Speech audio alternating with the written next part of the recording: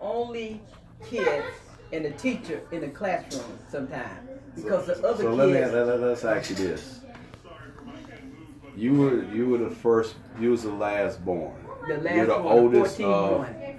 14. Yeah. What do you remember from the time that you were born to the age 6 or 7? Do you have any memory? Well, the only memory that I had is, being raised with a lot of brothers and sisters, and then, of course, most of them had gone to college or something like that. But when I was raised, I knew it. Just being young and the youngest of the family, I always was taught by everybody. My brothers, my mom, my brothers and sisters, and my school teacher. And your dad was a what? What did he do for a living? Sharecropper.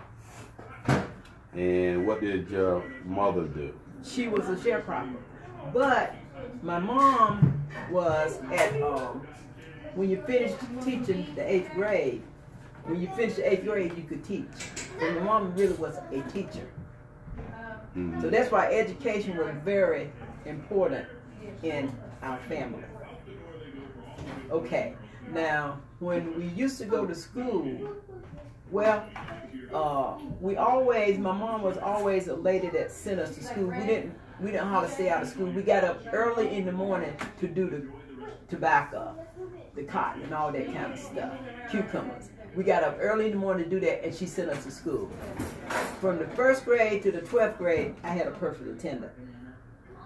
When I went to school, sometimes I was in the school with the teacher because everybody else had to work. But, during the school year, all my teachers, and when I got to the 5th grade, my older sister taught me. He taught me in the 5th grade. But I always knew about, always was smart because, I could do things because I was the youngest. I could do things, I could say things. White people, I used to, I didn't hate them, but just growing up, and we had to do our farm, and then my mom and dad got extra money, and we worked for them. When did you first of all, let me ask you this. Did you experience racism at an early age that you recall? No. Only knew that we were working for the white people, but I never hated that. I always knew who I was. So what was your understanding of working for white people? Like, did you know that did you feel like they were superior to you and your family? I mean, I always knew who I was, but the white people, long years ago, the black people had to work for the white people. Mm-hmm. Right. Now, I never just say I hate white people, but I just didn't like, when I finished working on our farm, I just didn't like to go and work for them. But my mom was the kind of lady, she was working for them to get extra money to take care of the family. What would you rate your class of your family? Did you feel like you guys were poor? Did you feel like that you were middle class? Did you feel like you did a lot without? How do you think that your living was as a child? Living with 14, I never went hungry. My mom always made sure that we had food to eat. It wasn't that, if 14 kids, okay, 14 pieces of chicken, it wasn't like that. The 14 pieces of chicken was divided, and we knew that we couldn't eat 2 pieces of chicken, and then we always respect our brothers and sisters. We wouldn't just go and eat 2 pieces of chicken so my other sister or brother wouldn't have anything. We always had that kind of respect. So where did that understanding come from? Like, how did you know? It was just in me. Everybody just knew it? Everybody knew it. We was a close-knit family. Other people thought that we was kind of better than them. But I never really just say I'm better than you. I always loved the bad and the good person. I didn't really hate anybody. You know, but that's the way I was raised. And like I said, my brothers and sisters, we got along. We didn't fight each other because, you know, all of us had to sleep in one bed. You know, we got... so how big was the house? It was 14 kids. How many bedrooms did I can't tell you how many bedrooms now. I can't tell you that. So how y'all sleep? How many people slept in the bed? How many could get in there? 4 at the foot or 4 at the top. Really? 4 at the foot, 4 at the top. Did grandma and grandpa, did they have their own room? Yeah, they had their own room. Yeah, they had their own room. And like I said, we always was, I say we always been used to things. We thought we was, and I don't ever think we thought we were just poor, but we just worked. Nobody gave us anything, and we worked hard for what we got. But the only thing that being the youngest was that I could get away with something Ernest couldn't get away with. Because which is one of your oldest brothers. My oldest brother. Because my mom always taught us respect. We always knew about respect. So, you know, sometimes, you know, you're working for white, you're doing your work, then here come a white guy, he need us to pick cucumbers. He need for us to pick his cucumbers. So who does he talk to about that? Does he go? My dad and my mom. So we meet him at the cucumber place. So when I see that truck coming, I said, here come that old Ben Ingram. He was a white man. Wow. We were picking his cucumbers. And my daddy say, Rhonda Bill. That's what my nickname was. Rhonda Bill. He's no chillin'. He's Mister. You call him Mister. But, you know, everybody laughed about that. Val, Fat, and them, they laugh about that, you know, who they can say this, and, you know, and that's what I meant, you know, that kind of stuff. So, Rhonda Bill, where did that name come from? I got Rhonda Bill, Guy Goo, Maybelline, I got them all. Just came up like they just... That's what they gave me.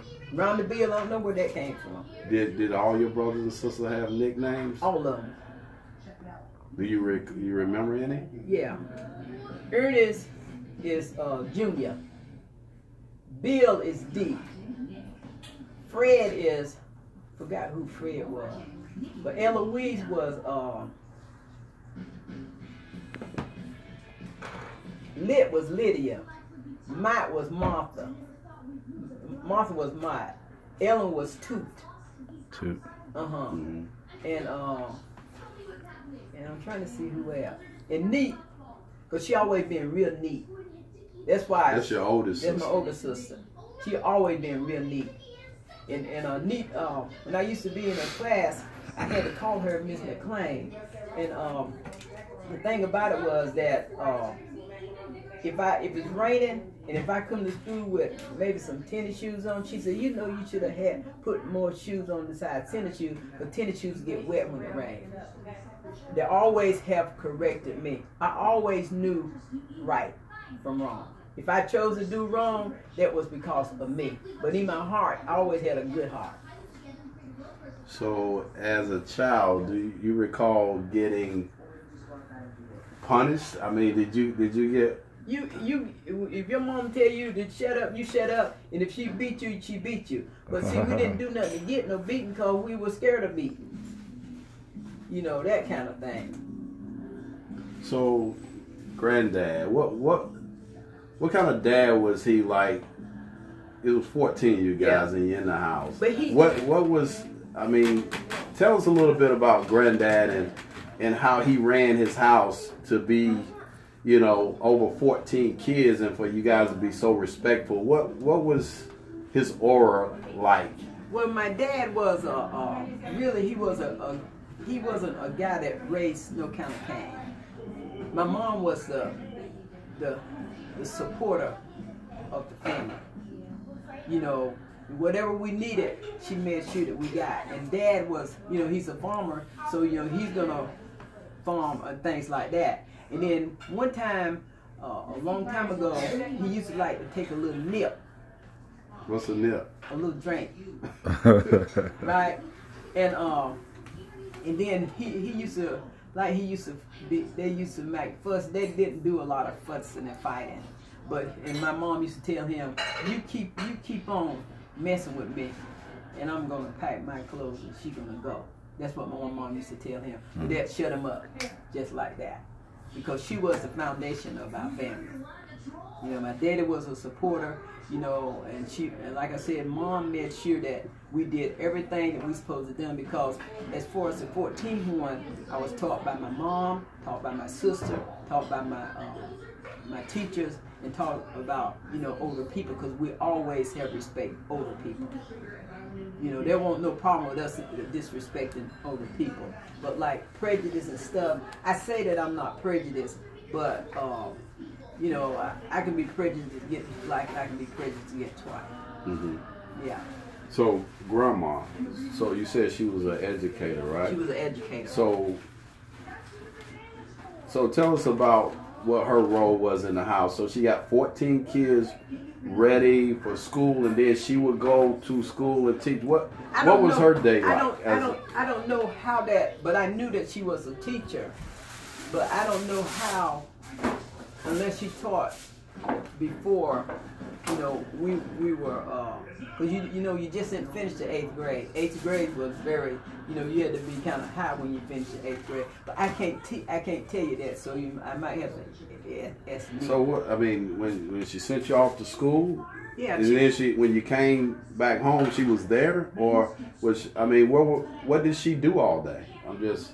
Well, when we went to school, I can't remember what she did all day, but I know that she used to work for white people. Okay. We used to, you know, we used to get their. She used to, I guess, iron, clean the house and get their clothes and things. She used to do that years ago. You know. So tell us a little bit about school and what that looked like, and was it segregated?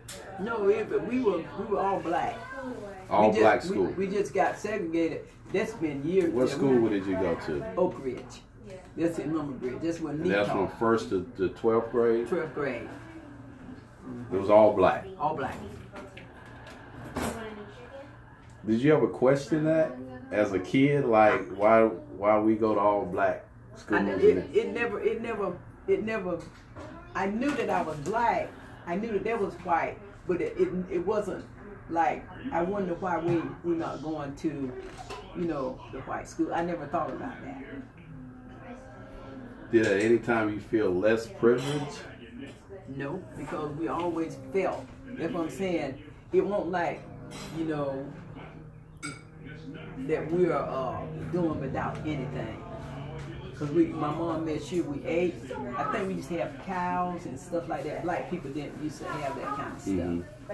But my dad was a provider and my mom was a provider, and she specialized in education.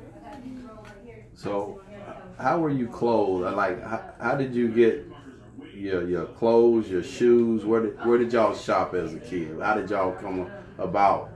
Well, we used to wear the white people clothes, and we used to wear brothers and sister clothes, and we used to wear white people clothes. When Mama went and worked for them, we used to wear the clothes that they gave us. You know, and as a matter of fact, as we grew older and got whatever, we used to shop at Joe Sugar, and that was the top of the line in St. Paul for clothes. That was been years ago, and I still had to been in high school. Yeah, and one thing about it, when I went to school, I always I liked everybody. My mom used to say, you don't need to hang around certain people. Mm-hmm. But it didn't make me any different, because those people was my friend. But I knew not to get in trouble.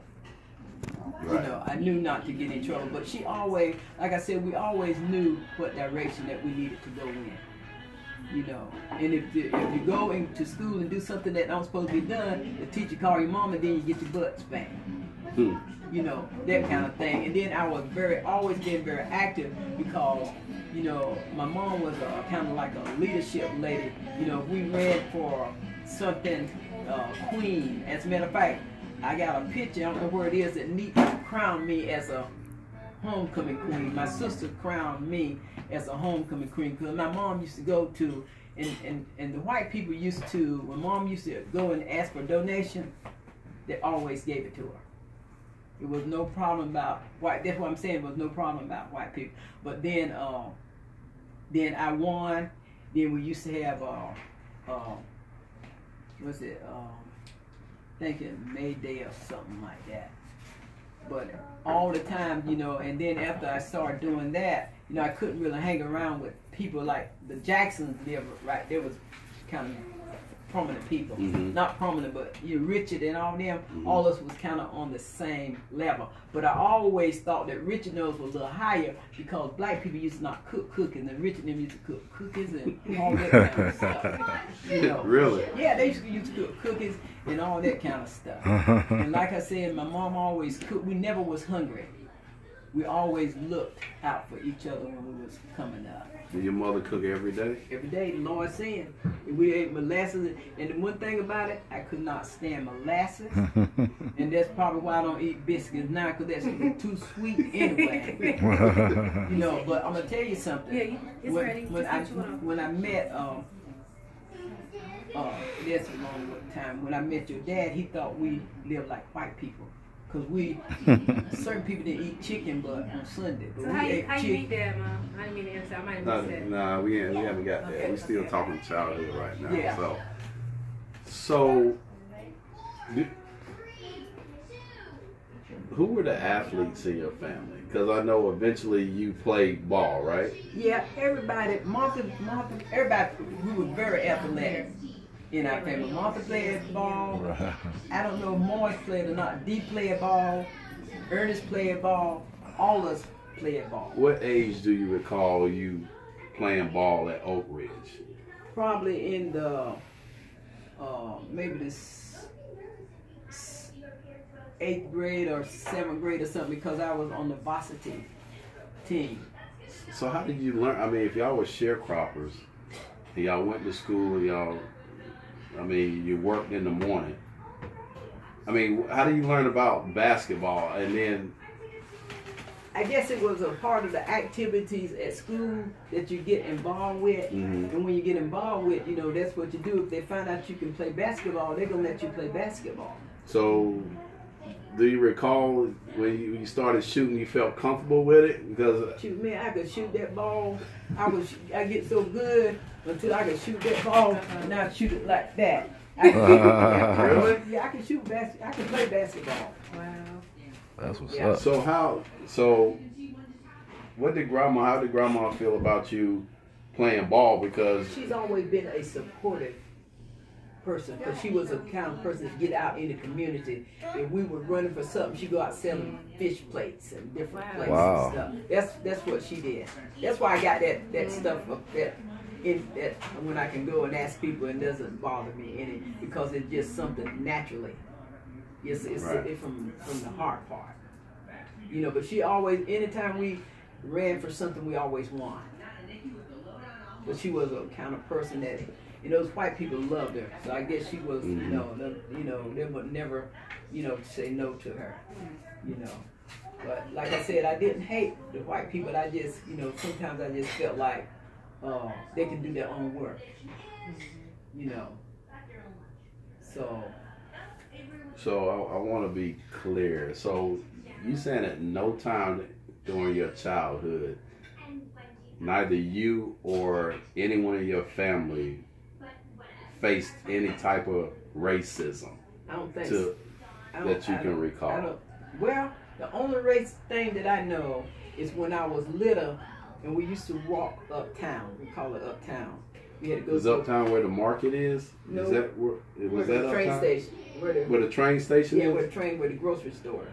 And you used to walk uptown, and the only time that you knew that I think I might have disliked a white person, because every time we would come through that road, say a nigger, black as tar. That's what the little white boy used to say. Nigger, black as tar. And I said, yeah. And I used to call him a cracker baby. That's why I call him. He called me a nigger, and I call him a cracker baby. Really? Yeah. That's what his name was Misty Mouse or something. It had something, but he was a cockeyed. He was cockeyed. And time he see us walking, he'd come on that point, nigger, black as tar. Stuck his, that's what he used to say. So I knew when I went through that's what I was gonna hear. So who did you go uptown with? Your older brothers and sisters? Well, How did y'all? Well. So y'all felt very comfortable about moving around the city of Parkton. Yeah, because see, the thing about it was so many, the police didn't know who had license, who didn't have it. So what I do, if I had to go to Parkton. You had a car? Y'all had a car? Had a car that many years ago. I had a car, and I used to drive on the back roads and park the car and walk to the store and get what I get, and then get back in the car and go home. Because the police name was Ernest Hagan. That's the white cop's name was Ernest. And he didn't know all of us looked alike, so he didn't know who had license because so many of us. So how old were you when you were driving? About 13 or 13. About 13, really? About So they were 13, breaking the 14 law years back in the Did grandma and granddad give you a car and tell you to go to the store? Well, they had to give me a car. I had to go to the store and buy something, get something. There's a boot I can go, and I get in the car and I go. I won't scared. I ain't never been scared. Right. I ain't never been scared of people. Interesting. I ain't never been scared of people. I ain't scared of people now. Wow. But so that, and as I remember, my mom, she didn't really want us to hang around different people, and I don't know, but different black people or white people? Black people. Butler would come by, Louise would come by, pick us up. We supposed to go to the Sunset Park. That was a dancing place. Go to the Sunset Park, dance about 30 minutes, 20 minutes or something, get back in that truck, come home like we ain't done nothing. That's what we did, but we didn't get in no trouble, things like that. Right. Yeah. Interesting. So, your school went from 1st to 12th grade, right? Or not 8th grade? Because you mentioned 8th grade. That No, you could. It went all the way up to 12th grade. 12th grade? From 1st grade to 12th grade. So did you have any other siblings coming up in high school with you at that time? Uncle D, he was older than you, right? All of them older than me. So you actually came up. Mainly me and D came up because Neat taught everybody in Oak Ridge. Neat taught everybody. Everybody was taught. So she was there from 1st grade to 12th grade. Aunt Neat was a teacher there. She was a teacher there. Did you have any other siblings that you recall? Was Oak Ridge one school from 1st grade to 12th grade? At one school? At one school, that's where we went. Well, that's a lot of generations. That's a big age group. As a matter of fact, the gym is, when I go to church at Oak Ridge, the gym is still, part of the gym is still there and the other school is gone. Wow. Interesting. So you never worked for anybody coming up. You guys worked for yourselves. We worked for ourselves. We were sharecroppers. Sharecroppers. You work. Here what my mom did. We worked and we worked. We worked for ourselves. And then when we caught up, money. She gave the card. Yeah. And when we caught up with our work, that's when my mom used to go. Like you go and have the back in the field. She would scrape the back up. Right? That's extra money for you. And scrape the cotton. That was our money. And I remember my mom, years ago, she always been a lady. The insurance man used to come by. And she didn't have no money, she waved the insurance man on by. She waved him by. Right? But she always been a lady. She used to have a sock. And that sock was full of money. She used to have it right in there. But that's how I remember, when I was younger, who she was. And like I said, that's why I said we never did without, because she knew how to survive. I might have thought it was a hard time but other people thought we lived better than they did. Wow. Yeah. That's interesting. So I'm trying to see with anything else. But like I said, I remember me. I don't know where that picture is, but she was crowning me as Miss Homecoming, putting a crown on my So how many points were you average a game when you used to play basketball? I don't know how many points, but I could roll. I could move on that floor. Really? I could move on that floor. And like I said, you know, that's what I kind of remember. Basketball was the only sport you played? Basketball was on the sport. Were you part of any other like clubs? There wasn't no club then. They didn't have like clubs in the high school. They didn't have that. They didn't have that. Like they didn't have that. But we all, as a matter of fact, we always been smart. We ain't never been dumb. We been smart. And like I said, Mr. McKenna used to get on me for talking. I was in my school in the 12th grade. I had 4 superlatives: most athletic, most one likely to succeed, best dressed, and most talkative. those was my superlatives. That's 4 good ones though. Wow, that's good. So how did you become the best dressed? What did that look like? I mean, I don't know, because I always been very particular. When we was in the cotton field, you know, always been very particular. My mom used to fix my hair, and they never liked the way she fixed it. And by the time I get through, I never fixed my hair like I wanted to fix it. right. You know, because she had so many, you know, she just, you know, had, I guess, things to do. But I always been, 27 minutes. I always been, you know, always have done that. Don't ask me, but that's how it always, all of us have always been that way. So you were the most popular. I was most popular. Everybody liked me. They didn't dislike me. They liked me. Yeah, they wanted to be like me. Like my friend Ann, she wanted to be like me.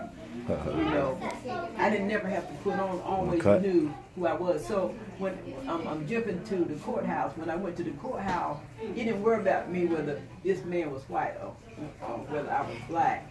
Right? It didn't matter because I always knew who I was. And when you go, people respect who you are. I never licked butts. I never did anything. But if a white person would say something to me, I would put them in their place. That's interesting. Yeah, that's right. I never bite my tongue for nothing like that. Always like peace. I ain't never like a lot of trouble stuff. You know. Well, we appreciate you sharing your childhood with us. Well, that was this is part 1, and we're going to follow up as to the latter years when you finished school, how you met your husband, how did you come to begin your family, and we want to hear more in detail. I mean, that's the part, as being your oldest son, that I'm kind of unclear about how you and our dad, Johnny Jones, how you guys came to one, and what that relationship looked like. Well, see what happened now. We're not going to talk about it now, but we're going to cut now, and then we're going to come back to part 2. Because back in that time I was young. Yeah, Mother's Day. You know, and I didn't May date 14, 2017. This concludes the first part of Mom's interview. About the guys that I dated. One guy, May 14, 2017. His sister works with Signing off.